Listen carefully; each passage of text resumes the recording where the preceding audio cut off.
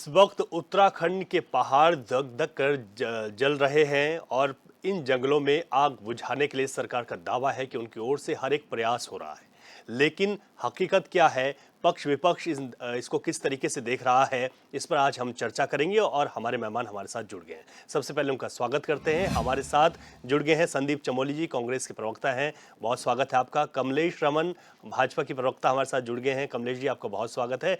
हमारे साथ दीपक रावत जी जुड़ गए हैं, यूकेडी के प्रवक्ता हैं, आपका भी बहुत स्वागत है। कमलेश जी, सबसे पहले आप पर आता हूं, क्योंकि यहाँ पर जिस हिसाब से प्रदेश में वनाग्नि की घटनाएं बढ़ी हैं, अचानक गर्मियां शुरू होते ही बहुत ज्यादा घटनाएं हुई और चारों तरफ हम देख रहे हैं कि वनों में आग लगी हुई है। तो इसमें आप लोगों की तैयारियां कहां पर हैं?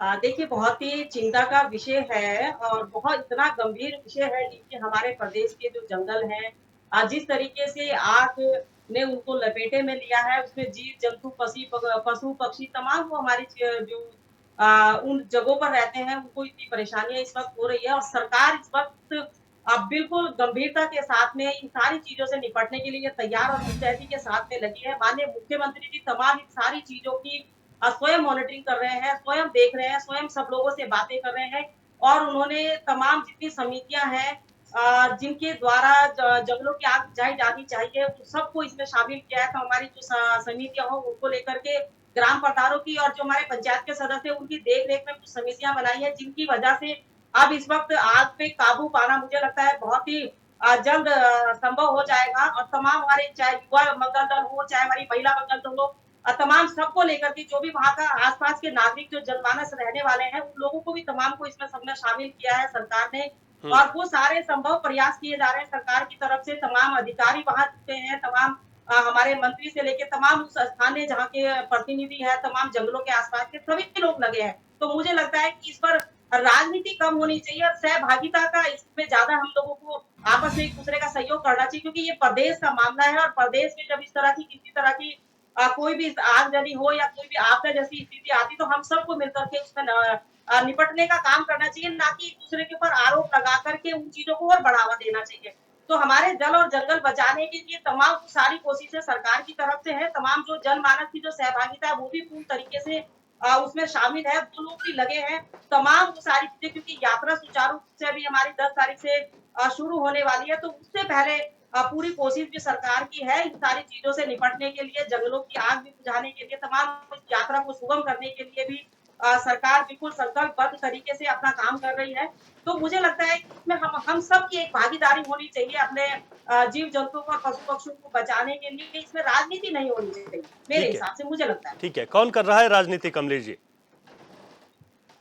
देखिए मैंने अभी मैं सुन रही थी उस चीज़ में कि हमारे विपक्ष के नेता जी कह रहे थे कि ये सब चीज़ें सरकार की मिलीभगत से, साजिश से, तो मुझे लगता है कि इसमें कोई साजिश नहीं है, लेकिन हाँ, कुछ शरारती तत्व जो इस तरीके की जो सरकार को बदनाम करने की कोशिश करते हैं या किसी भी तरीके से जंगलों को नुकसान पहुँचाने की कोशिश करते हैं, तमाम अपने निजी स्वार्थों के लिए, तो ये सारी चीज़ें जो जंगलों में आग लगाने का काम हो रहा है, ये उनका है क्योंकि 350 से ऊपर की जो घटनाएँ अभी जो मुकदमे दर्ज हुए हैं, उसमें कम से कम 70 के करीब लोगों को बिल्कुल नामज़द भी किया गया है, उनको जेल में भी डाला गया है। तमाम सरकार ने एक अधिकारी को दिशा निर्देश भी दिए हैं कि ठीक जिनके है, द्वारा ये आग लगाई जा रही, जो पकड़े जा रहे ठीक हैं है कमलेश जाँच जी। में उन्हीं की संपत्ति को जब्त करके तमाम जंगलों का नुकसान की भरपाई की जाएगी। ठीक है कमलेश जी। और मैं कांग्रेस के पास जाऊंगा, उससे पहले मैं जेपी मैठानी साहब का स्वागत करूंगा, क्योंकि हमारे स्टूडियो में मौजूद हैं, पर्यावरणविद हैं और लगातार कई वर्षों से पर्यावरण पर काम कर रहे हैं। आपका बहुत स्वागत है सर। आपके पास आएंगे क्योंकि आपका पक्ष बहुत ज़्यादा इंपॉर्टेंट है आज के लिए। लेकिन उससे पहले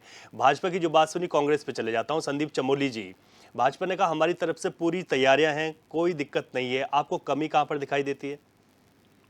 रवि भाई, सबसे पहले तो किसी भी भाजपा के स्वाति से आप किसी भी मंच पे ये पूछेगा कि इनकी क्या तैयारी इस राज्य में।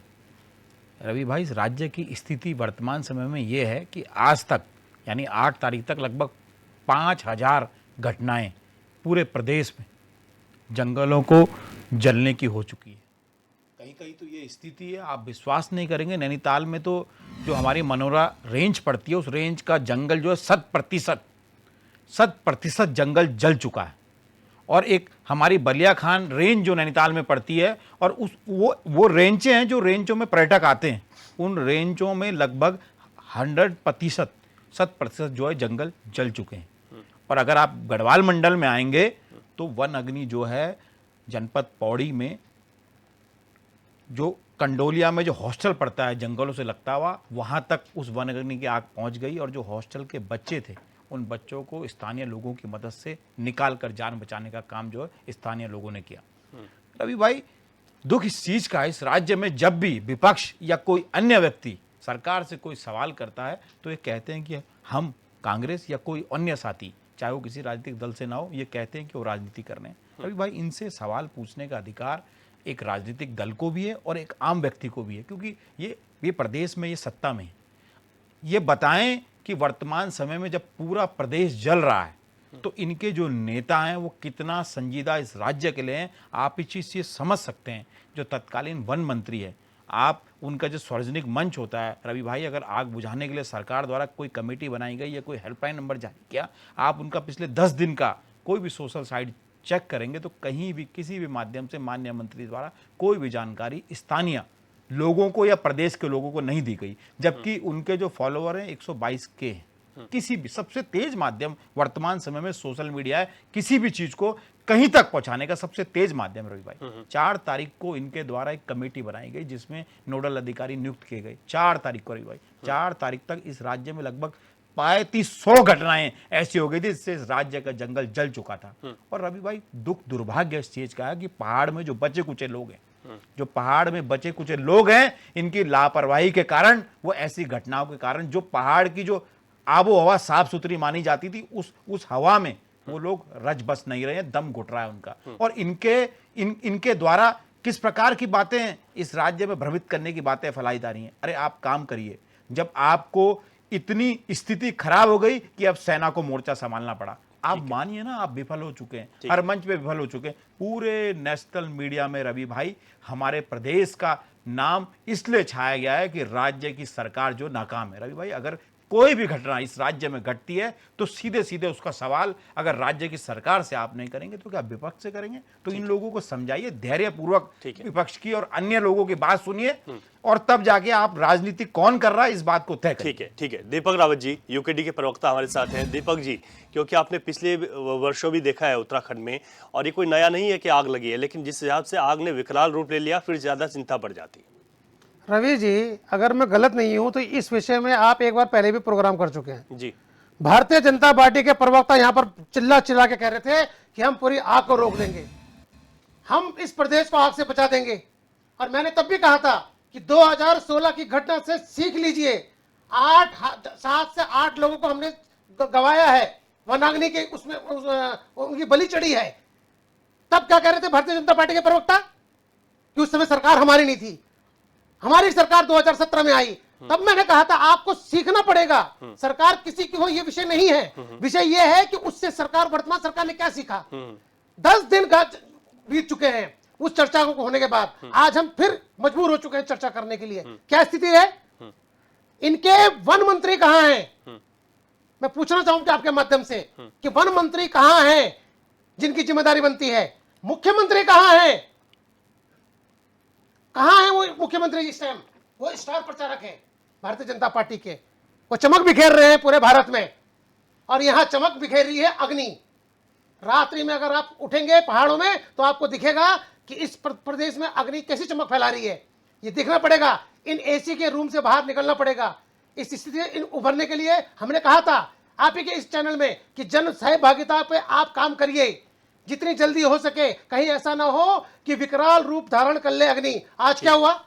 आज सारे समाचार पत्रों में, विदेशों के समाचार पत्रों में, देश के समाचार पत्रों में और स्थानीय समाचार पत्रों में क्या खबर है कि उत्तराखंड धधक रहा है। 10 दिन का समय इन्होंने गवा दिया। मैं पूछना चाहूंगा आपके माध्यम से कि कहां है इनके वो प्रवक्ता जो 10 दिन पहले कह रहे थे कि हम आप कर लेंगे। आप इनके सचिव की बात करता हूं, 10 दिन पहले राधा रतूड़ी जी ने अखबारों के माध्यम से कहा था कि यदि कोई व्यक्ति, कोई नियमित रूप से जो सीएफ है और सीसीएफ है वो प्रतिदिन की रिपोर्ट देंगे, और यदि किसी जिले में आग लगी तो डीएफओ के खिलाफ कार्रवाई होगी। मैं पूछना चाहता हूं कि 10 दिन में कितने डीएफओ के खिलाफ कार्रवाई करी है सरकार ने? और आज ये कह रहे हैं कि हम गैंगस्टर एक्ट लगाएंगे। अरे गैंगस्टर एक्ट आपको डीएफओ के खिलाफ लगानी चाहिए, गैंगस्टर आपको जितने भी वो वन विभाग के कर्मचारी हैं उनके खिलाफ लगाना चाहिए कि 10 दिन का महत्वपूर्ण समय आपने गवा दिया।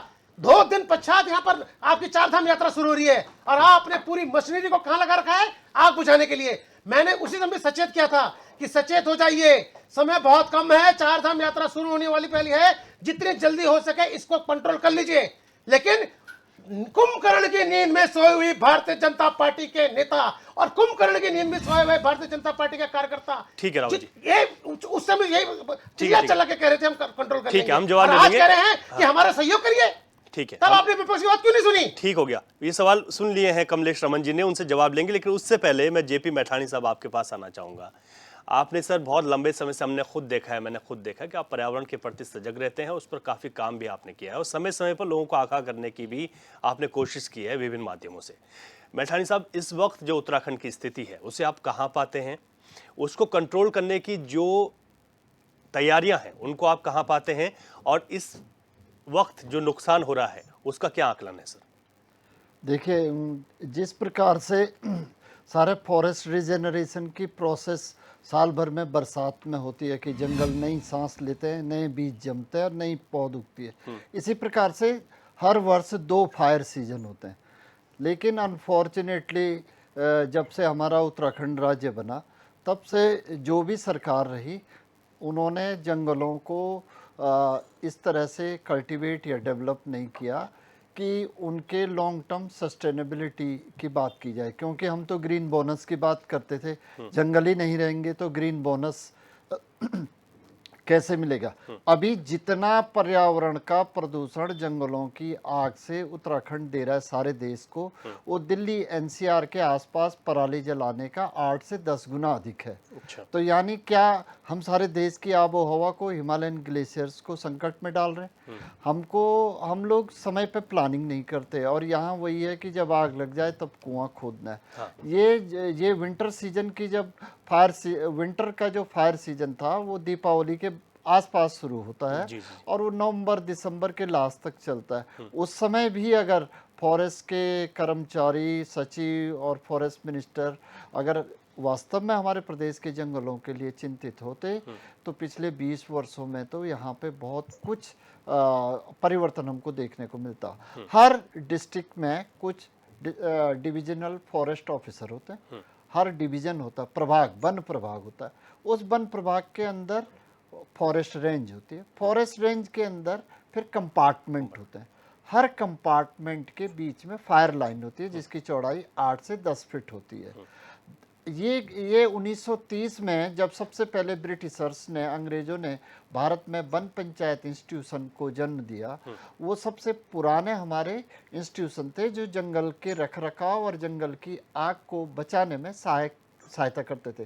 कालांतर में जो वन अधिनियम निकला, चिपको की धरती से जो लोग जंगलों को मायका मानते थे, वहां से लोगों के परंपरागत हक हकूक छीन लिए जाने की वजह से और लोगों का जंगलों में लोगों को जो फॉरेस्ट डिपेंडेंट कम्युनिटीज थी उनके अधिकार छीन दिए जाने से अब हमारे गांव के लोग जंगलों को मायका नहीं दुश्मन समझते हैं और वो सोचते हैं कि ये काम सिर्फ वन विभाग का है। अब आज आप देखिए, हम अपील कर रहे हैं, जैसे पूर्व प्रवक्ताओं ने भी, विद्वानजनों ने भी अपने विचार रखे, आज हम कह रहे हैं कि पब्लिक कोऑपरेशन होना चाहिए, वन पंचायतों का सहयोग, स्वयंसेवी संस्थाओं का, महिला मंगल दल, युवक मंगल दल, इन सब का सहयोग लिया जाएगा। लेकिन जब ये लोग अपने हक हकूक की बात करते हैं तब फॉरेस्ट रेंजर या फॉरेस्ट का जो फॉरेस्ट गार्ड है वही इतना बड़ा लाल फीता शाही फैला देता है कि गांव वालों ने ये समझे कि जंगल हमारे दुश्मन है। ठीक है। पलायन जंगलों की आग का बहुत बड़ा कारण है क्योंकि जंगलों में अब तो गांव में सिर्फ बुजुर्ग, महिलाएं और बच्चे रह गए। आप कह रहे हैं कि कम्युनिटी पार्टिसिपेशन होगा, जन समुदाय प्रतिभाग करेगा जंगल की आग को बुझाने में, लेकिन वहां पे इतना मानव संसाधन है ही नहीं जो आपकी मदद करेगा जंगलों की आग बुझाने में, क्योंकि आपने वन आधारित स्वरोजगार को तो विकसित होने ही नहीं दिया इस प्रदेश में। आप डैम बनाते रहे, आपने मैसिव रूप से सड़कों का जाल बिछाया, जितनी जगह सड़कें गई उतनी जगह जंगलों की आग ज़्यादा पहुंची है। और आप देखेंगे कि इसका मूल कारण यह है कि उत्तराखंड में 95% जो जंगल की आग है वो मानव सृजित है, यानी वो बाहर से नहीं होती। हमारे यहाँ जैसे नॉर्थ ईस्ट में बांस के जंगल आपस में रगड़ के आग पैदा करते हैं, या कहीं लैंडस्लाइड वगैरह में पत्थरों से चिंगारी इग्नाइट होके जंगल जलाती है, वो नहीं है। हमारे यहाँ जंगल हमारे ही लोग जलाते हैं। अब उसमें हमारे ग्रामीण भी शामिल है, हमारे वन विभाग के लोग भी, कतिपय लोग शामिल होते हैं। और अभी तो आपने देखा होगा पांडवा खाल से एक वीडियो जारी हुआ था कि सोशल मीडिया में 3 बच्चों ने हम उत्तराखंड को जलाने आए हैं, आग में झोंकने आए हैं, वो ये बताया गया कि उन्होंने वीडियो डाला सोशल मीडिया में और जंगल में आग भी लगा दी। कुल मिलाकर यहाँ पे भाजपा, कांग्रेस, उत्तराखंड क्रांति दल, इस सब का सवाल नहीं है, ये नेचर का सवाल है। इस समय हमको एक दीर्घकालिक प्लानिंग बनानी चाहिए। हमारे यहाँ जो ग्राउंड पे काम करने वाले वन कर्मी हैं, डिप्टी रेंजर से नीचे फॉरेस्ट गार्ड वगैरह, उनके पास बेसिक इक्विपमेंट की कमी है। उनके पास जूते नहीं, फायर प्रूफ जैकेट नहीं, रैक्स नहीं। और हमारे यहाँ आग बुझाने का सबसे बढ़िया साधन था कि झाड़ियों का झपोड़ा काट के उससे आग को बुझाया जाता था, साइंटिफिक नहीं था। लेकिन हमको प्रदेश बनने के बाद अपनी फायर लाइन को फिर से साफ सुथरा करना पड़ेगा, क्योंकि उन फायर लाइन का मेंटेनेंस ही नहीं हुआ, लेकिन बजट खर्चा होता रहा वन विभाग से पूरा का पूरा। उस फायर लाइन पे जंगल उग चुके हैं, ठीक है सर, तो आप उसे साफ कैसे करेंगे? इसलिए आग की घटनाएं बढ़ रही। ठीक है सर, बहुत जरूरी जानकारी आपने दी है। आगे बढ़ाते हैं डिबेट को। कमलेश जी, आपसे सवाल ये हुआ था, अभी कांग्रेस ने भी, यूकेडी ने भी यही कहा कि आप लोगों ने सबक नहीं लिया जो 2016 में हुआ, क्योंकि उस वक्त अभी तक ये माना जाता है कि सब इस साल का आंकड़ा क्या होगा उसके लिए इंतजार करना पड़ेगा। हम तो कहें कि आंकड़ा कम हो कि जल्द से जल्द आग बुझ जाए। लेकिन देखिए, जो पिछली जो चीज़ें होती हैं उनसे हम लोग सीखते हैं। लेकिन यहाँ पर बात ये भी उठती है कि यहाँ जब लोकसभा चुनाव चल रहे थे तो इस ओर ध्यान नहीं दिया गया, जब आग फैल गई उसके बाद बैठकें हुई। नहीं, देखिए ऐसा नहीं है कि सरकार ने इस ओर ध्यान नहीं दिया, चुनाव में चलेगी। सरकार का पूरा ध्यान था इस बात पे कि जंगलों में जिस तरीके से आग लग रही है उस पर काबू पाया जाए। और सरकार ने तथाकथित पूरे तमाम उन लोगों को, जो लोग इसमें सम्मिलित थे, जो लोग आग लगाने, और अभी हमारे पर्यावरणविद जी ने खुद ही इस बात के लिए भी कहा है, और उन्होंने, उनके विचार भी बहुत अच्छे, और सहमत हूँ मैं उनकी सारी चीजों से, क्योंकि वो पर्यावरणविद है और वो बहुत अच्छे से जानते हैं कि हमारे जन और जंगल को किस तरीके से बचाया जा सकता है, क्योंकि उन्होंने हर चीज को देखा है। तो मेरा कहने का ये तात्पर्य है कि जो लोग इस तरीके के अपने स्वार्थों के लिए जंगल को जलाने का काम करते हैं, तमाम उसमें चाहे कोई भी हो, क्योंकि वहाँ पे चीड़ के जंगल है, चीड़ की जो वो पत्तियां होती है वो जो नीचे गिर जाती है, उनसे बचने के लिए भी पूरे नई घास चाहिए होती है। इसके कारण भी वो लोग जंगल में आग लगाने का काम करते हैं कि ताकि जल्दी से पत्तियां जल जाए और यहाँ पर एक नई घास दोबारा से उनको। तो ये सारी चीजें भी हैं, पर सरकार की मंशा बिल्कुल साफ है, क्योंकि वो ये चाहती है कि प्रदेश के अंदर वातावरण भी नहीं। दूषित ना हो, आरोप ये पर्यावरण भी है, खराब ना हो। कमलेश जी, आपके जो विपक्षी दल हैं आपके सामने, उनका ये कहना है कि आप लोग चुनाव में रह गए, भूल गए आप कि अब फायर सीजन शुरू हो गया, मस्त रह गए आप चुनाव विपक्ष के में। पास मुझे लगता है जोर से चिल्लाने से किसी समस्या का हल नहीं निकलता है। जिस तरह से अभी चिल्ला रहे थे हमारे यूकेडी के भाई तमाम, चाहे हमारे विपक्षी दल संदीप भाई भी हो, देखिए अच्छी चीजें गेन करने में कोई बुराई नहीं है। तो सरकार को आप अच्छी चीजें बताएंगे, सलाह देंगे, चाहे हमारे यूकेडी के हो, चाहे कांग्रेस के हो, तमाम जितने भी अन्य दल है, अगर वो सरकार को अच्छी सलाह के साथ में जाकर के इनसे पूछे कि कितनी बार ये अपने पत्र लेकर के गए ये कहने के लिए कि हमारी ये सलाह है और इससे हमारा जंगल बच सकता है, आग तो फैली थी, वो इन चीजों से बच सकते हैं, इनसे भी पूछ लीजिए। थोड़ा सहभागिता अपनी भी निभानी चाहिए। ठीक है, दीपक जी कुछ कह रहे हैं, कमलेश जी, पत्र लेके गए थे हमारे नेता, नजरबंद कर दिया गया था आपके प्रशासन ने, वो बातें क्यों नहीं बोलती आप पत्र लेके गए थे हमारे नेता लोग, आपने घर में सुबह 6 बजे नजरबंद कर दिया था, और यहाँ पर स्टूडियो में बैठ के आप कहते हैं कि हमें पत्र नहीं दीजिए। अगर आप बवाल करने की मंशा से सरकार, सुनिए, धैर्य रखिए, सुनिए, आप अगर बवाल करेंगे तो इससे नहीं चलेगा। 10 दिन पूर्व आज आपको यूकेडी का चिल्लाना लग रहा है, होनी चाहिए आपको यूकेडी का चिल्लाना गला फाड़ना लग रहा है। 10 दिन पूर्व आपके प्रवक्ता चिल्ला रहे थे इसी मंच में, चिल्ला के कह रहे थे कि आप समझ रखिए, धैर्य रखिए। ठीक है दीपक राव जी, सुन लेते हैं। आपके नेता जब चिल्लाते हैं तो क्या कोयल होती है क्या? कोयल की तरह बोलते हैं क्या आपके नेता लोग? ये आपके प्रवक्ता जब चिल्लाते हैं तो क्या बोलते हैं वो? ठीक है दीपक जी, आपका विपक्ष का चिल्लाना सुन लेते हैं। ठीक है, ठीक है, विपक्ष का बोलना आपको चिल्लाना लग रहा है। ठीक है दीपक राव जी, सुन लेते हैं। मंशा बिल्कुल साफ है। अच्छा ये बताइए कमलेश जी, दीपक राव जी, ठीक है, ये बताइए कमलेश विपक्ष जी, की मंशा भी साफ है कमलेश जी। ठीक कि है, धैर्य आपको आपने जो 10 दिन गवाए, देखिए ये विषय दोबारा उठा हुआ है। 10 दिन पूर्व जो आपके प्रवक्ता थे इसी मंच पे आप देख लीजिएगा चिल्ला चिल्ला के बोल रहे थे। हमने तो नहीं बोला उनको कि आप चिल्ला क्यों रहे हैं। आज अगर विपक्ष प्रश्न कर रहा है, ठीक है, आप जवाब सुन लेते हैं ना। विपक्ष का बोलने भी आपको चिल्लाना लग ठीक रहा है है। दीपक राव जी, क्या जवाब सुन सरकार लगी नहीं है? क्या सरकार ने वहाँ पर वो सुविधाएं पहुंचाने का काम नहीं किया? क्या सरकार आपके वन मंत्री कहाँ हैं? अपने जो आप इस तरीके की कह रहे हैं, कमलेश जी, क्या आपके सरकार ने वन मंत्री अपनी कहाँ आंखें हैं? बनाई हैं? तमाम वो चीजें आपके वन आप मंत्री लोग कहाँ हैं? बोलते हैं, चलिए आप तो बताइए, कम से कम मुझे लगता है कि सुनने का माना भी रखने ठीक है, आप सुन लीजिए। वन मंत्री ठीक है, का सवाल हो गया। ठीक है, सुन लीजिए। आपका काम है आरोप लगाना है, सरकार आरोप को नहीं लगा रहा हूं, बताना है, पूछ रहा ठीक है, हूं। सवाल है, वो कह रहे हैं कि वन मंत्री कहाँ है, हम बता दीजिए कहाँ पिछले 10 दिन से है, उसमें क्या है, बता दीजिए कहाँ है। प्रदेश चल रहा है, धधक रहा ठीक है, दीपक राव जी सुन लेते हैं ना। बार बार आपके सामने वन मंत्री नहीं, आकर के बार बार टीवी के आगे चमकेंगे, वन मंत्री भी तो लगे, जब आप अपनी बात करने के लिए टीवी में आ जाते हैं तब क्या होता है? जब अपनी मन की बात करने के लिए आप टीवी में आ जाते हैं तब क्या होता है? ठीक तब है। क्या विपक्ष से पूछ के आते हैं आप? तो आप क्या आप अपनी चाहते मन की हैं? बात, जब आप आपके क्या मुख्यमंत्री चाहते हैं? धाकड़ धामी जी आ जाते हैं आप तब क्या विपक्ष से पूछ के आते हैं? आप चाहते हैं तो क्या बात कर रहे हैं आप? आ जाएगी, क्या दिक्कत है? ठीक है, ठीक है, ठीक है, संदीप चमोली जी से विपक्ष ठीक ने है। पूछा कि आपका नेता कहाँ है? कुछ गोलमोल जवाब। सोचना चाहिए, चिल्लाने से कमलेश जी, बेहतर है कमलेश कि हमें जी, अच्छे से काम इधर करना उधर चाहिए। जवाब देने से काम ठीक है दीपक राव जी, ठीक है, हमारे ठीक है, पर्यावरण ठीक को है, नुकसान ठीक है हो रहा कमलेश जी, ठीक है, ठीक है, नुकसान ठीक है, प्रदेश का हो रहा है। ठीक है कमलेश जी, प्रदेश का हो रहा है। ठीक है, हमें कांग्रेस उन्हें बचाने का प्रयास करना चाहिए। प्रवक्ता संदीप चमोली जी हैं। चमोली जी, भाजपा अक्सर ये कहती है कि आप लोग इस पर भी राजनीति कर रहे हैं, क्योंकि इन्होंने MI हेलीकॉप्टर से आग बुझाई जा रही है, नैनीताल में भी बुझाई, श्रीनगर की तस्वीरें भी आ जाई, हम दिखा भी रहे हैं, और यहाँ पर भी जो है आग को बुझाने की कोशिश की जा रही है।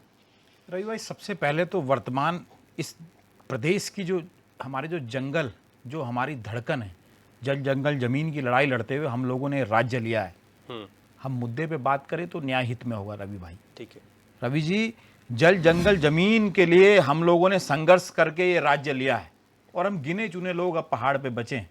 अगर जल्दी से जल्द इन आग को नहीं बुझाया गया तो वो लोग भी शहर की तरफ आ जाएंगे, पहली बात। दूसरी बात, वर्तमान सरकार पे एक कहावत रोम की एकदम रवि भाई सटीक बैठती है कि रोम जल रहा था और नीरो बंसी बजा रहा था। रवि भाई, अरे संदीप भाई, मुद्दे की बात कीजिए, दीदी मैं क्या आपके रोक बीच चल में रहा नहीं था, बोला। क्या अच्छा नहीं? दीदी, कमलेश जी देखिए, संदीप जी ने कुछ नहीं कहा था, आप दीदी, मैं थोड़ा आपके सुन बीच लीजिए, में सुन नहीं लीजिए, बोला। सुन दीदी, मैं लीजिए। कभी भी विपक्ष कहते में ना, है वो, ये नूरा कहेंगे। कश्ती करके मैं किसी सोशल मीडिया पे या टीवी चैनल पे मैं अपना ग्राफ नहीं बढ़ाना चाहता। ठीक है, दीदी, आप बात मैं करें। एकदम मैं कहता हूं ना, जब रोम जल रहा था तो नीरो जो था बंसी बजा रहा था रवि भाई। वर्तमान स्थिति इस राज्य की वही है। जब जंगल जल रहा है तो हमारे मुख्यमंत्री कर्नाटक में भाजपा की सरकार बन रही है। जब हमारा जंगल जल रहा है तो हमारे वर्तमान मुख्यमंत्री मध्य प्रदेश में सरकार बना रहे हैं। जब जंगल जल रहा है तो माननीय मुख्यमंत्री उत्तर प्रदेश में सरकार बना रहे हैं। रवि भाई, इससे बड़ा दुर्भाग्य क्या होगा?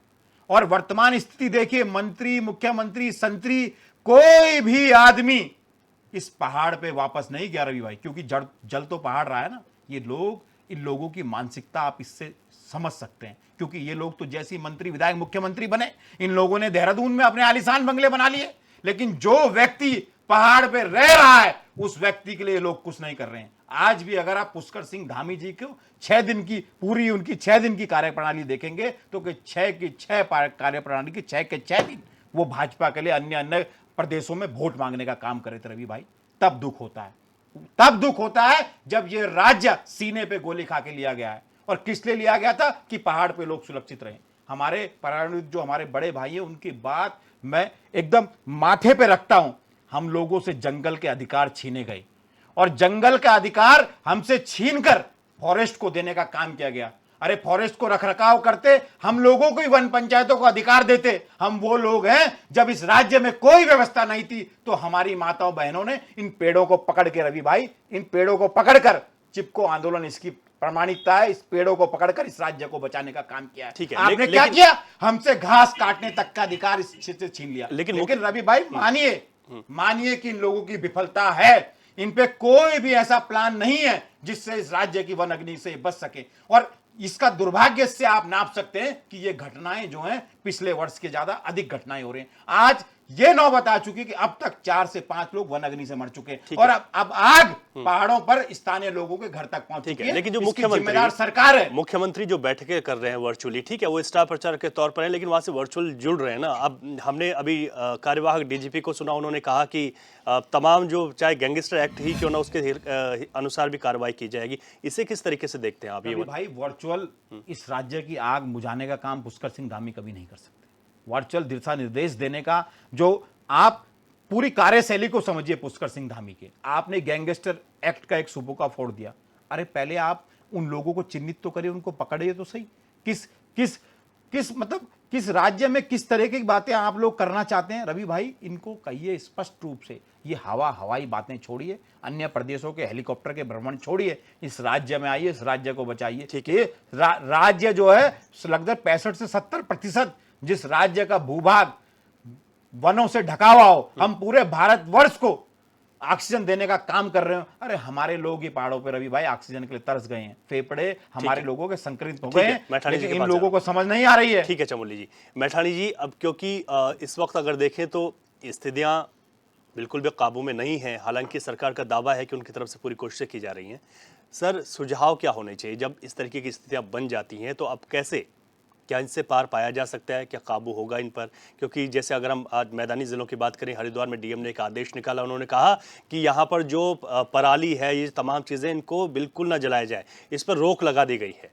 उधर हेलीकॉप्टर से आग बुझाई जा रही है, तो क्या लगता है कि काबू हो जाएगी और कितना वक्त लगेगा सर, जो अभी की स्थिति है प्रदेश की?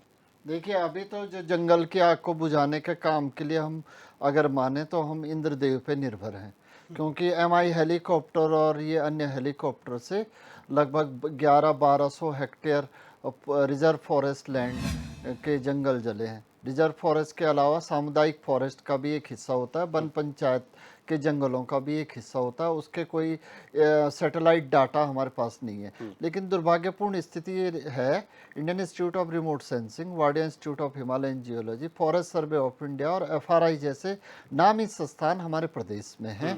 इनके बीच किसी भी तरह का कोई तालमेल नहीं है, जो ये तालमेल बना के हमारे स्टेट गवर्नमेंट के फॉरेस्ट डिपार्टमेंट को गाइडेंस करते कि इस समय आप इस तरह से इस फॉरेस्ट फायर को कंट्रोल कर सकते हैं। सैटेलाइट इमेजनरी से, सैटेलाइट एरियल फोटोग्राफी से हम तुरंत पता लगा लेते कि किस एरिया में स्मोक है और उसको आइडेंटिफाई करके तब आप आग बुझाते। अब आप देखिए कि जितने भी पायलट होंगे एमआई हेलीकॉप्टर में या अन्य हेलीकॉप्टर में, वो कितना एरिया कवर करेंगे, क्योंकि एक बार उस बाल्टी में शायद 1200 लीटर 1500 लीटर पानी आता है। उस पानी को अगर उस पानी को हम तकरीबन 1500 मीटर हाइट से उसकी बौछार करते हैं, तो सिर्फ और सिर्फ 1.5 किलोमीटर का एरिया कवर करती है। आग लगी हुई है करीबन 1200-1500 किलोमीटर सिंगल जिले में। अब आप चमोली जनपद में ही अलकनंदा वन प्रभाग, केदारनाथ वन प्रभाग और पीपल कोटी रेंज और इधर पिंडर रेंज, कई जगह आग लगी।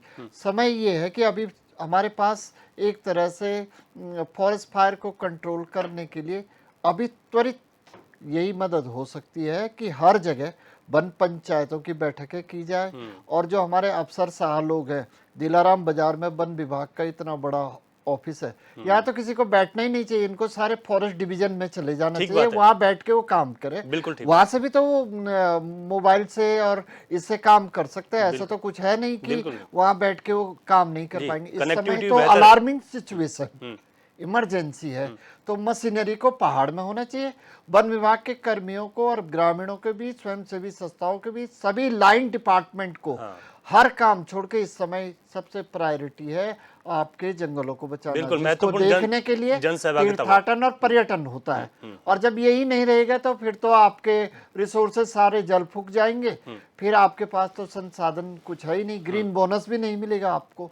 उल्टा आपको देश को, जो आप कार्बन फुटप्रिंट इमिट कर रहे हैं, देश आपको कहेगा आपने हमारा इतना वातावरण गंदा कर दिया। तो हमारे इससे सबसे नेक्स्ट लेवल पे जो खतरा होने वाला है वो ये है कि जंगलों में पुनरुत्पादन, जो हमारे मैमल्स, बर्ड्स और जो इनके सब पूरा जंगली जानवर जो जल भुन गए हैं, ये आगे आने वाली पीढ़ी के लिए बहुत खतरनाक है। कई प्रजातियां विलुप्त हो जाएंगी और हमारे वाटर सोर्सेस सूख जाएंगे। आगे गर्मी बहुत अधिक है। ठीक है सर, ठीक है। कमलेश रमन जी, चार धाम यात्रा की शुरुआत, भले ही कपाट 10 तारीख को खुलेंगे, लेकिन जो तीर्थयात्री हैं उनके आने का सिलसिला शुरू हो गया है। आप लोगों के लिए बड़ी चुनौती के तौर पर है चार धाम यात्रा। कैसे चार धाम यात्रा को भी सुचारू रख पाएंगे? क्या प्लान है सरकार के पास?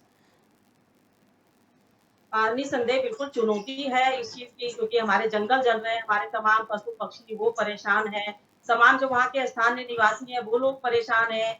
और जैसा अभी बता रहे थे हमारे भाई पर्यावरणविद कि किस तरीके से प्रदूषण भी हो सकता है। ये हाँ। बहुत सारी ऐसी चीजें हैं ठीक जिनके है। लिए प्लान चुनौतियां हैं। प्लान क्या है आप लोगों सरकार के के पास? पार जी, जी, बिल्कुल मैं बता रही हूँ आपको कि सरकार बिल्कुल मुस्तैदी के साथ में इन दोनों कामों को बाकायदा निभाने का काम करेगी। हमारी जो यात्रा है उसे भी सुगम बनाने का काम करेगी, और जो जंगलों में नदी आग है उसको भी जल्द से जल्द उस पे काबू पाने के लिए सरकार ने तमाम वो सारी मशीनरियां, वो तमाम संसाधन वहां जुटाने का काम कर दिया है। क्योंकि मुख्यमंत्री की डायरेक्ट खुद अधिकारियों से डायरेक्ट संपर्क करके तमाम देहरादून के अंदर अब इस वक्त पूरे उत्तराखंड के अंदर जहां-जहां भी हमारे जंगलों को इस तरीके का नुकसान पहुंच रहा है, तमाम वो सारी चीजें पहुंचाने का काम वो अधिकारी कर रहे हैं। तमाम जितना भी हमारी मशीनरियां, चाहे विभाग हो, अन्य विभाग हो, क्योंकि मैं आपको एक बात बताना चाहती हूँ, जिस वक्त हमारा कोरोना काल चल रहा था, आपने एक बात देखी होगी, तमाम सभी लोग मुझे लगता है सहमत भी होंगे कि वहां पर जिस समय हमारा कोरोना काल था, लॉकडाउन लगा हुआ था, उस वक्त जंगलों में लोग नहीं गए, तो वहां उस साल में ठीक है, जंगलों में आग की आग घटनाएं बहुत कम कम हुई लगी थी। थी, आपने देखा होगा। जी। तो मुझे लगता है सच कि है ये वो। बहुत सारी ऐसी चीजें हैं जिस पे हमें काबू पाना चाहिए, और बिल्कुल सरकार इसमें काम नहीं, बिल्कुल कर रही है, कमलेश जी, और आपको दिखाई भी देगा कि वो बहुत ठीक है, जल्दी- वो जी। ठीक है। अब लेकिन इस समय तो वो सिचुएशन नहीं है ना, इस समय तो हमें वो करना है ना। हाँ, बिल्कुल, बिल्कुल वो सिचुएशन नहीं है, बिल्कुल गंभीर सिचुएशन होती है, और बिल्कुल चिंता का विषय है ये, और हम सबको मिलकर के इसमें एक साथ जन सहभागिता के साथ में हमें काम करना है। इससे हम सबसे बहुत जल्दी महत्वपूर्ण काबू वही पा है, लेंगे। सबसे और महत्वपूर्ण सरकार वही है। बिल्कुल तरीके से काम कर रही है, चाहे विपक्ष हो, तमाम अन्य दल हो, जो भी कोई अगर अच्छी सलाह होगी तो सरकार उसको लेने में कोई गुरेज नहीं करेगी। ठीक है। तमाम सब लोग इसमें अपनी सहभागिता निभा सकते हैं, मदद कर सकते हैं। तमाम वो सारी चीजें जो जंगलों को इस वक्त बचाने में हमें करनी चाहिए, जो हमारे संसाधन जुटाने चाहिए वो सरकार दे रही है। बजट देने का काम सरकार ने कर दिया। तमाम वो हमारे जितने भी समितियां हैं, जितने हमारे मंगल दल हैं, तमाम उन सारे लोगों से मदद लेकर के जंगलों को बचाने का काम करेंगे, क्योंकि सबसे बड़ी हमारी जो चिंता का विषय है, तो हमारे पर्यावरण को बचाना है, दूसरा उस जंगलों में जो रहने वाले हमारे पशु पक्षी जीव जंतु हैं, तमाम उनको बचाने की जो प्राथमिकता सरकार की है, उसके लिए सरकार काम ठीक कर है, रही है। हमें दीपक रावत जंगल जी। भी बचाने, हमें अपनी जमीन, तमाम वो सारी चीजें बचाने का काम ठीक है, दीपक रावत जी, ग्रीन बोनस की बात होती है, अभी हमारे पर्यावरण मैठानी साहब ने भी उस चीज़ का जिक्र किया, लेकिन अब तो पर्यावरण और ज़्यादा प्रदूषित हो रहा है। क्या आपको लगता है कि सरकार की तैयारियां हैं इतनी कि चारधाम यात्रा भी सुचारू ढंग से चलेगी, जो श्रद्धालु आएंगे उनको दिक्कतें नहीं होंगी, जन सहभागिता भी कर लेंगे इतने कम टाइम में? देखिए रवि जी, ये जो सजेशन था, ये 10 दिन पूर्व मैं वर्तमान सरकार को बता चुका था कि विपक्ष से राय ले लीजिए। पुराने हमारे एक पत्रोल, आपने सुना होगा, पत्रोल हुआ करता था, जी बिल्कुल। जो गांव में व्यवस्था थी, वो व्यवस्था किसने खत्म करी है? आप बताइए ना। आपको जन सहभागिता निभानी पड़ेगी।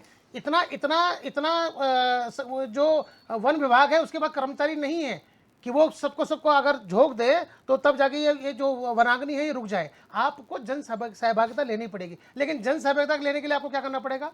आप कुछ मत करिए, आप ये पहले इस साल तो नहीं है, पिछले साल भी लगी थी। आप हर गांव में जो गांव नजदीक है, कम से कम 5 से 10 लोगों की टीम बनाइए, और उनको कम से कम 2 या 3 दिन का कुछ शुल्क दे दीजिए, पैसे दीजिए, मानदेय दीजिए, जिनका काम ये होगा कि अगर इस तरह की कोई घटना घटती है तो उस घटना को तुरंत जाके वो काम करेंगे। कोई आर्थिक सहायता अगर उनको मिले, देनी पड़ेगी आपको। देखिए, वनों से उनका संपर्क जो है वो टूट चुका है आम आदमी का। 1980 का जो कानून यहाँ पर इस देश में लाया गया है, वन संरक्षण अधिनियम, और उसके बाद ये जो जंगली जानवर संरक्षण अधिनियम, और तीसरा पर्यावरण, ये 3 जो कानून बने हुए हैं, इन कानून का सबसे बड़ा दुष्प्रभाव ये हुआ है कि आप जो आम जन है, उसका जो लगाव है, उसका जो प्यार है, वो जंगल के प्रति कम हो चुका है। आप उसको जंगल में लकड़ी बिनने नहीं दे रहे हैं, ना आप उसको जंगल की घास काटने दे रहे हैं, और फिर अगर वो थोड़ी बहुत खेती करेगा तो जंगली जानवर जो है उसकी खेती खराब कर देंगे। तो क्यों रहेगा उस गांव में?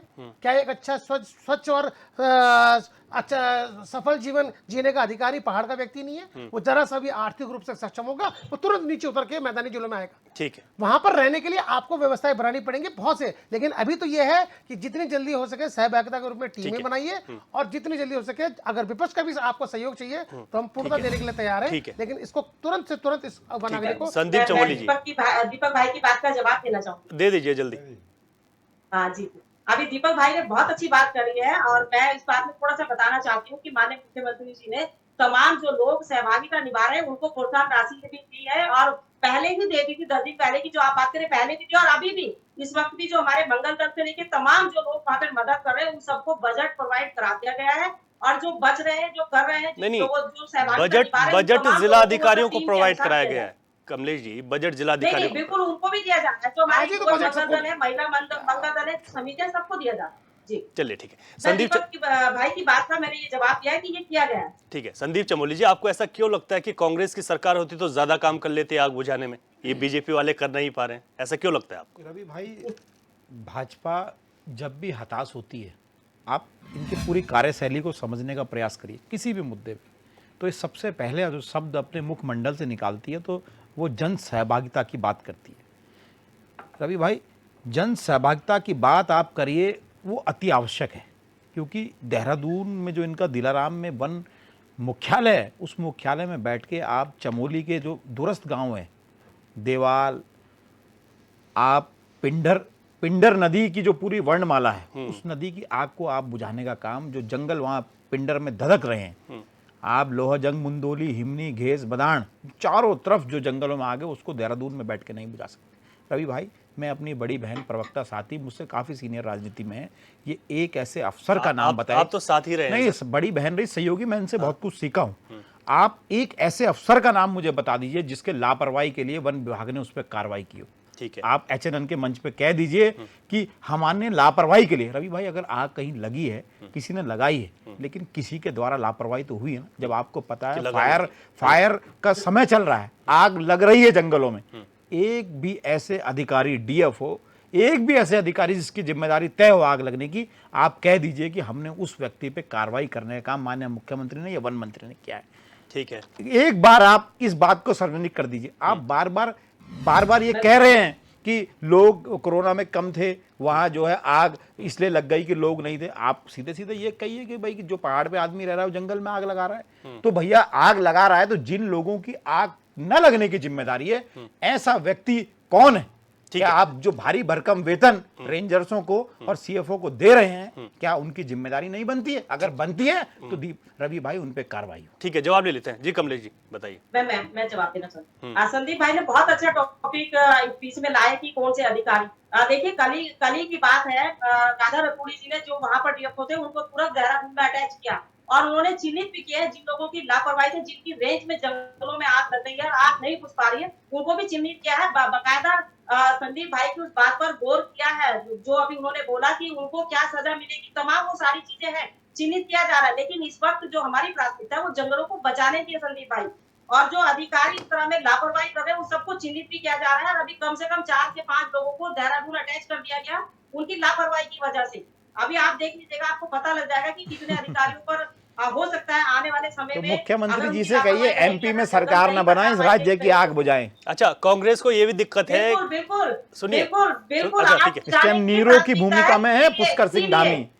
जैसे रोम जल रहा था वैसी उत्तराखंड जल ठीक है, रहा जवाब ले है, लेते हैं। और वो बंसी बजा रहे हैं मध्य प्रदेश में, झारखंड में, उत्तर प्रदेश में। आप बोलेंगे राजनीतिक वाली पटुवादिता करेंगे तो मुझे लगता है राजनीति में आना पड़ेगा। मुझे लग रहा था कि ये हमारी सकारात्मकता जो है इस वक्त डिबेट की ये रहनी चाहिए, प्राथमिकता हमारे जंगलों को बचाने की है, इस उत्तराखंड को बचाने की है, पर्यावरण को बचाने की है, ना कि यहाँ राजनीति में। नहीं, वो ठीक है, राजनीतिक लेकिन कमलेश जी, राजनीतिक दल के लोग हैं, आपसे सवाल पूछना विपक्ष का काम है, वो मैं यहाँ पे बैठ के कर रहा हूँ। कैसे बचे संदीप भाई की जन सहभागिता कैसे हो, संदीप भाई की सलाह सरकार तक कैसे पहुंचे, ये हमारा मतलब होना चाहिए। वही तो सलाह दे रहे हैं। संदीप भाई क्या ऐसी सलाह दे उनकी सकते हैं दिक्कत ये है, कांग्रेस की दिक्कत ये है कमलेश जी, वो कह रहे हैं कि मुख्यमंत्री जी को प्रायोरिटी में आग को लेना चाहिए। देखिए अब हताश है, बेचारे निराश है, क्या कर सकते हैं, तो उनकी प्रॉब्लम है। धामी जी सरकार में सेकंड बार बढ़ गई तो उनकी प्रॉब्लम है, वो बिल्कुल अच्छा काम हो रहा है, 80% जंगल जल गया रवि भाई, और दामी जी अच्छा काम कर रहे हैं। क्या हो गया रवि भाई? ठीक है, ठीक है, ठीक है, जेपी मैठानी जी आप पर आ रहा हूँ। सर, 4 धाम यात्रा है, पहाड़ पर जिस तरीके से जंगल जल रहे हैं सर, ये कितना असर इस वक्त यात्रा पर डाल सकता है सर? क्योंकि धुआं, और मैं भी जिन लोगों से हमारी बात होती है ऊपर पहाड़ों पर, वो कहते हैं कि सांस लेने में दिक्कतें आ रही हैं, छोटे बच्चों को दिक्कतें आ रही है, 4 धाम यात्रा पर कितना असर डालेगा? देखिए, चार धाम यात्रा की हमने अखबार में खबर पढ़ी थी कि सितंबर तक की हेलीकॉप्टर सेवाएं बुक हो चुकी है। हाँ। तो ऐसे समय में जब धुआं रहेगा तो हेली सर्विसेज की सॉर्टीज बहुत प्रभावित होंगी। एक्सीडेंट प्रोन जोन है, सभी जगह स्मोक है और हेली सर्विसेज में उसका भी पूरा प्रभाव हमारे तीर्थाटन और पर्यटन पे पड़ेगा। दूसरी बात यह है कि हाई एल्टीट्यूड में सभी तीर्थ स्थल, केदारनाथ, बद्रीनाथ, गंगोत्री, यमुनोत्री, तुंगनाथ, रुद्रनाथ, मध्य महेश्वर, ये सब ऐसे जगह हैं जहाँ पे ऑलरेडी ऑक्सीजन की कमी होती है। और जब लोअर कंसंट्रेशन से हवा बहेगी तो हायर कंसंट्रेशन जोन से लोअर कंसंट्रेशन जोन की तरफ बढ़ती है, यानी निचले मध्यम ऊंचाई वाले एरिया में इस समय जंगल जल रहे। जी। तो वो इस जो खतरनाक धुआं है वो अल्पाइन मिडोज की तरफ जाएगा, तो वहाँ पे लोगों को सांस की दिक्कतें होंगी, विजिबिलिटी में प्रॉब्लम होगी, आंखों में इरिटेशन होगा। मेरा तो ये आग्रह था और सुझाव था कि 13 जनपदों में जो 95 ब्लॉक हैं उसमें जितने भी डीएफओ हैं उन डीएफओ का 3 या 4 साल तक ट्रांसफर ही नहीं होना चाहिए। और उसमें पॉलिटिकल दखलंदाजी, वन मंत्री की दखलंदाजी, अपने पसंदीदा अफसरों को अपने आसपास रखना, ये बिल्कुल बंद होना चाहिए। और वो 3-4 साल तक उस एरिया का डीएफओ, डिप्टी रेंजर, वहाँ की रेंजर, भौगोलिक फॉरेस्ट परिस्थितियों को गार्ड समझ उस सके। फॉरेस्ट का पूरा प्लान बनाए, Yes. उसकी फायर लाइन बनाए, वन पंचायतों को संगठित करें, ग्राम पंचायतों को संसाधन उपलब्ध कराएं, स्कूलों के पाठ्यक्रम में वन अग्नि संबंधी पाठ पढ़ाए जाएं और बच्चों को प्राइमरी स्कूल से ही जंगलों की आग न लगे ठीक है। इसके प्रति सचेत करना। ये लॉन्ग टर्म करना पड़ेगा, ठीक है सर। शॉर्ट टर्म अभी नहीं हो सकता। हवाई जहाज से, MI-17 से, इनसे हम आग बुझा ठीक है। सकते हैं आज, ठीक है सर। लेकिन ये दीर्घकालिक उपाय नहीं है, क्योंकि हमारा प्रदेश वन आधारित स्वरोजगार के लिए जाना जाता था। ठीक है। तो तभी तीर्थाटन रहेगा, तभी पर्यटन रहेगा, तभी एडवेंचर स्पोर्ट्स रहेगा, क्योंकि उसी को देखने हमारे यहाँ जो लोग आते हैं उससे हमारी इकोनॉमी बढ़ती है। ठीक है तभी मैथानी जी, रोजगार अब होगा। समय के अनुसार फाइनल कमेंट ले रहा हूं। कमलेश जी, आपका फाइनल कमेंट, कब तक बुझ जाएगी आग? आपको क्या लगता है कि सरकार कितनी गंभीर है? क्या कुछ ऐसे भी अभी आपके पास कुछ ऑप्शंस हैं जिनकी तरफ आगे बढ़ेंगे ताकि जल्दी काबू पाया जा सके? हाँ, बिल्कुल, बिल्कुल। देखिए, अभी राधा रतूड़ी जी ने भी तमाम उन सारी चीज़ों पर प्रकाश डालने का काम किया था, जिससे हमारे वाटर टैंक हैं, चाहे पाइप के ज़रिए, चाहे तमाम और जो संसाधन है, उनके ज़रिए जंगल की आग बुझाने का काम जो है हमारे कर्मचारी से लेके तमाम वो संगठन सभी लोग कर रहे हैं। सभी के लिए बजट भी प्रोवाइड करा दिया गया है। तमाम जितनी हमारी मशीनरी है, मुझे लगता है कि हमें जल-जंगल को बचाने के लिए, तमाम इस पर्यावरण को शुद्ध रखने के लिए, दूषित ना हो, इसके लिए भरसक प्रयास पूरी सरकार कर रही है और तमाम सभी की जन सहभागिता से जल्दी जंगलों की आग भी बुझेगी और हमारी जो यात्रा है वो भी बहुत जल्दी सुगम होने जा रही है। 10 तारीख से जो हमारी यात्रा है उसके लिए भी मंगल कामनाएं हम करेंगे और तमाम जो सारे जो जंगल है, जीव जंतु, पशु पक्षी सब ईश्वर से प्रार्थना करेंगे बाबा केदार धाम से कि ये तमाम सारे जितनी भी हमारी परेशानियां इनको दूर करें और जंगल की आग बहुत जल्द बुझेगी। मुझे पूरा विश्वास है, पूरा भरोसा है सरकार पर। ठीक है, कि वो विज्ञान और पूरी अच्छी भगवान मंशा से दोनों और के भरोसे हैं गंभीरता आप। के साथ ठीक है, काम संदीप चौल जी, फाइनल कमेंट। रवि, जब इस राज्य के 80% जंगल जल चुके हैं, उसके बाद अगर ये आग बुझाने की बात करते हैं तो समझ सकते हैं कितने संजीदा इस राज्य के लिए ये हैं। तो ना बुझाए, ना बुझाए आपने। ठीक, कमलेश जी। साथ ही साथ सबसे पहले आप अपने राज्य के मुखिया, अपने राज्य के मंत्री नेतागणों को ये समझाइए कि अन्य राज्यों में सरकारें बनती रहेंगी, पहले जो आपका राज्य जल रहा है उस राज्य को यहाँ आइए और यहाँ आके बचाइए। वर्चुअल से आप मीटिंग कर सकते हैं, लेकिन मुख्यमंत्री दिखावा जी कर उत्तराखंड सकते में ही है, हैं, प्रतीक MI से भाई, आप यहाँ के लोगों को दिल्ली से। बहका सकते हैं, लेकिन आगे नहीं बुझ सकती। आग बुझने के लिए आपको स्वतः अधिकारियों के साथ खड़ा होकर जंगलों को, अधिकारियों को सख्त निर्देश देकर ठीक है, आग बुझाने का काम करना दीपक रावत जी, फाइनल कमेंट। देखिए, हम तो विपक्ष में हैं, सत्ता में भारतीय जनता पार्टी है, और अगर इस प्रदेश में ये मुसीबत आई है तो हम सभी को मिलकर काम करना पड़ेगा, क्योंकि चारधाम यात्रा भारतीय जनता पार्टी की अकेली यात्रा तो है नहीं, ये हमारे पूरे प्रदेश की यात्रा है। और अतिथि देवो भव जो हमारा स्लोगन है, जो हमारा एक धैर्य होता है कि हाँ, ये हम इस पे हमें काम करना चाहिए। तो हम तो चाहते हैं कि जितनी जल्दी सरकार इस कार्य को आगे बढ़ाए, जितनी जल्दी हो सके वनाग्नि पे नियंत्रण करे, तो विपक्ष उनके साथ है। ठीक है, मैठानी सर, आपका जाते जाते एक सुझाव सरकार के लिए। मेरा तो यही सुझाव रहेगा कि किसी भी वन विभाग में पॉलिटिकल इन्फ्लुएंस, वन मंत्री की दखलंदाजी नहीं होनी चाहिए, मनमाने लोगों के अनावश्यक ट्रांसफर नहीं होने चाहिए। हर कर्मचारी को, डीएफओ को रिस्पॉन्सिबिलिटी सौंप दी जाए, उनके वर्क प्लान सुनिश्चित कर दिए जाए और हर कंपार्टमेंट में 8 से 10 फीट लंबी फायर लाइन बन जाए और फील्ड पे काम करने वाले कर्मचारी के पास अग्निशमन के समस्त संसाधन along with the one panchayat, महिला मंगल दल, युवक मंगल दल उपलब्ध हों।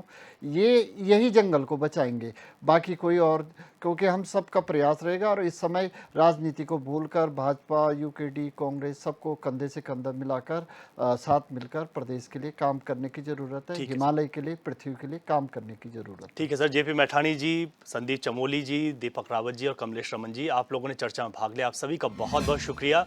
तो कुल मिलाकर इस वक्त अगर उत्तराखंड के जंगलों की बात की जाए तो लगातार वनाग्नि घटनाएं बहुत तेजी से बढ़ रही हैं। इसमें हम लोग भी अपील करेंगे कि आप लोग खुद भी अपने स्तर से जितना हो सके इन वनाग्नि की घटनाओं में क्या आपकी सहभागिता हो सकती है उसको भी सुनिश्चित करें ताकि हम इन जंगलों को बचा सके। क्वेश्चन आवर में इतना ही, इजाजत दीजिए, नमस्कार।